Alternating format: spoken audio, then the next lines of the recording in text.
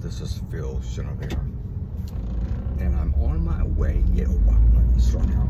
It is now May the 18th, 2024, and I'm on my way to my granddaughter's graduation from college celebration meal in Marley's Restaurant in French Solomon, Louisiana. Like I said, I'm 83 and Molly just graduated from college. She's trying to go to medical school, but she hasn't gotten in one yet, but she will. I'm doing this as a test. I have a green light. I can go. I'm on the highway, so if it's too loud, I apologize. Okay, let me merge here. Like I say, I'm 83 and I'm still driving, so I'm cooking, baby. I'm also listening to this computer tell me which way to go to get there. Today I'm going to talk about they did a video on the games that I played and the toys that I used. I haven't mentioned Tinker Toys. I'm going to talk about Tinker Toys because I played with them a lot. Tinker Toys were a wooden things. They were long, those thin Tinker sticks and with round hubs with holes in them. So you could basically put your sticks in the holes, like make a big circle with them.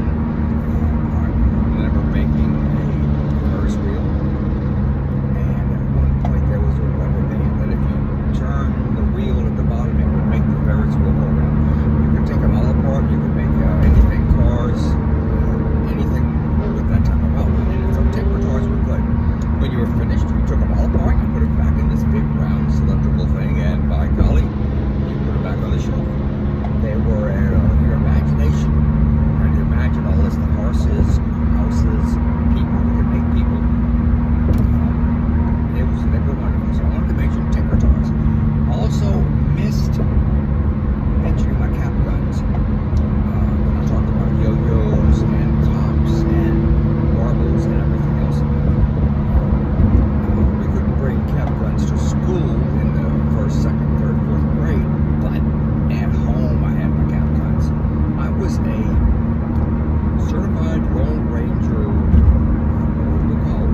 Rangerette or whatever. I sent off my 25 cents in an envelope somewhere, and they mailed me back a card that said I was an official member. I had a little badge to wear. I had to make a pledge to help people in need, to be a good person. Because the Lone Ranger was a very, very important person to me.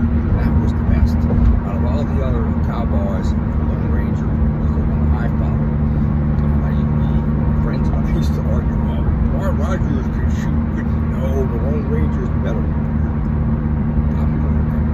So, cap guns were wonderful. Cap guns were, I remember vividly, they were guns with little rolls of paper, but in that paper was embedded some gunpowder.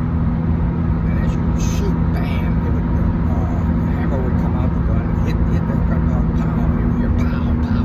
And when you pulled the trigger, it would advance the roll of caps, which we call them caps. And they were wonderful. I remember vividly when I got my two holsters. I got to wear a belt with both holsters, both guns, because you know the Lone Ranger shot silver bullets. Not a little plastic silver bullet too, for my 25 cents. And when I would come home from school, first, second grade, my family had bought a radio because we didn't have a television, of course, but my daddy had bought a portable radio, and I would put the radio on the chair, and I would lay down and put my ear right next to The Adventures of the Lone Ranger, and his horse and his friend Silver. I forgot the name of his horse, but I know he had a friend, Tonto, Indian companion. So, cap guns were a big